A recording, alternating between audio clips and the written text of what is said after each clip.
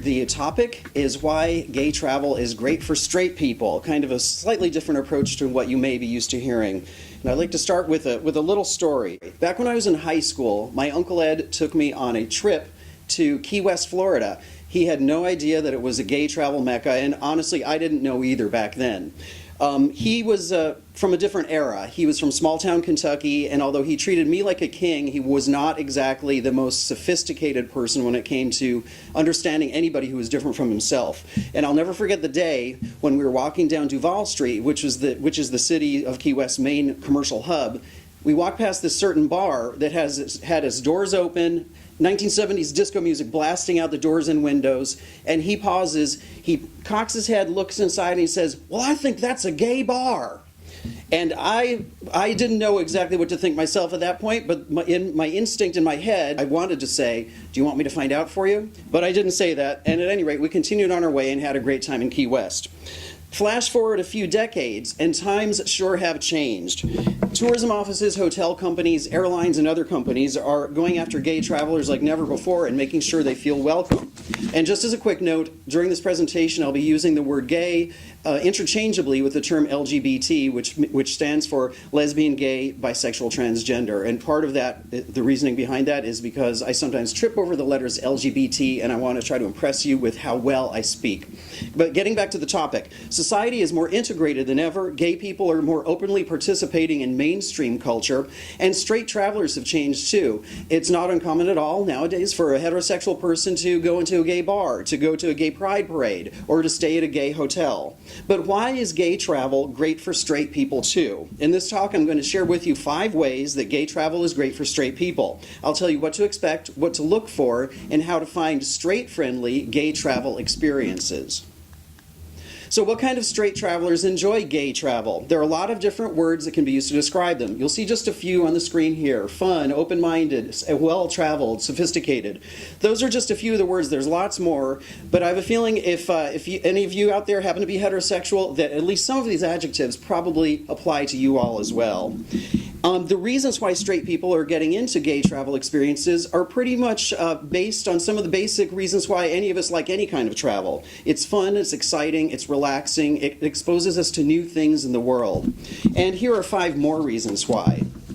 Gay travel is fun and it's comfortable. Take my friend Tammy, for example. She's a straight woman who's been on several supposedly gay vacations in places like Provincetown, which is one of the top gay travel destinations in the northeastern United States. When she went up there, she spent most of her time with her gay friends at gay venues on the gay beach, and she had a great time. What does she like about the experience? 1, she has gay friends, and she wants to make sure that they feel comfortable and safe, of course. Number 2, she likes the ambiance. She likes to feel comfortable as well, and she likes to be around open-minded, sophisticated people. And 3, she likes the idea of going out dancing or for drinks and not having to worry about being hit on by some guy when all she really wants to do is spend some fun time with her friends. Reason number 2, gay travel can provide a quality experience away from the usual touristy stuff. Another example, my sister and her husband, who are both in their 60s already, made the choice recently to stay in a gay-owned bed and breakfast in Scotland for their upcoming trip this year. And they say they made that decision based on several reasons. Number 1, the place got great reviews, because whether you're gay or straight or anything in between, it's important to always check out the reviews before you make your decisions, obviously. Number 2, they like to be around people who are diverse and who represent a diverse array of interests. And number 3, and this is especially a good point to make, I think, they're looking forward to getting offbeat travel advice from the hotel staff who are going to recommend tours, dining and shopping and restaurants, things that go beyond the typical mainstream stuff that you'd get from perhaps a concierge at a larger hotel. Richard Gray, who's the LGBT director of the Greater Fort Lauderdale Convention and Visitors Bureau, also called the CVB, told me why he thinks some straight people love to experience gay travel, the gay angle, when they travel. He says this: there are a lot of straight people who go to a gay destination because they know what we like. They know we like good restaurants and good shopping and good nightlife. It's also about integration. We're becoming more integrated. And this type of integration can be great for every type of traveler. I once took a grand tour tour of Egypt, for example, with a gay tour company. The tour guide was a straight woman, and all of the members of our tour group were gay men, except for two, the straight sister of one of the tour members and her husband. The activities on the 10-day trip were pretty much interchangeable with what you'd find on any grand tour of Egypt, the usual sites. But on this trip, the tour guide made a special effort to talk about homosexuality in Egyptian history and culture. The straight female in our group said toward the end of the tour that she loved the camaraderie, but she also loved being exposed to the parts of Egyptian culture that ordinarily would have been completely ignored during a regular tour of the country. Reason number 3, gay travel allows you to support the causes that are important to you. It's equality, really, and most people in our country want equality nowadays, right? Well, we like to support businesses that support those causes as well. So when you see a giant travel company like American Airlines, for example, which sells gay vacation packages, of course, but also talks about equal treatment for its LGBT employees, you know you're patronizing companies that support the causes that you support. Number 4, you can actually save money.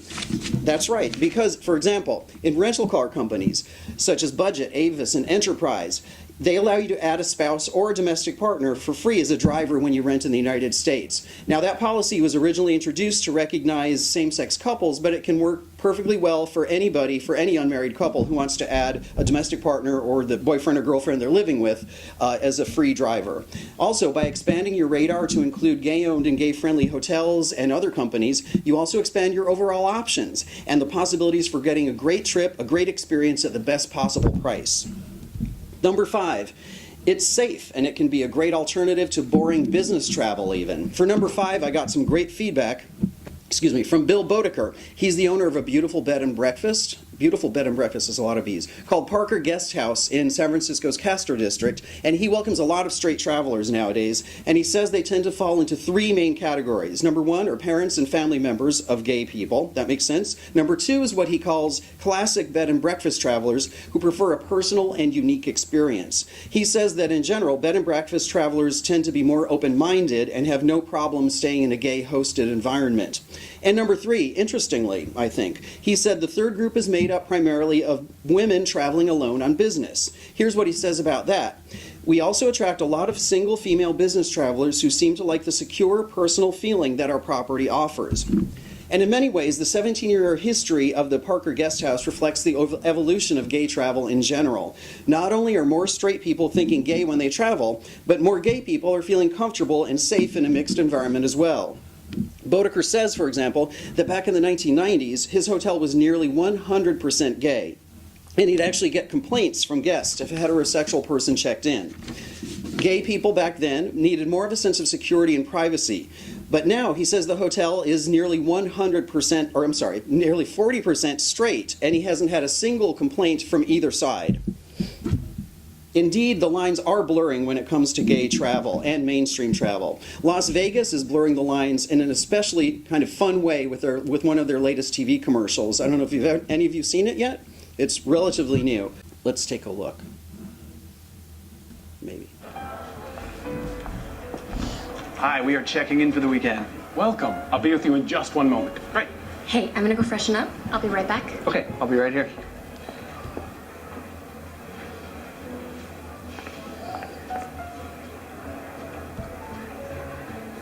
You gentlemen ready to check in?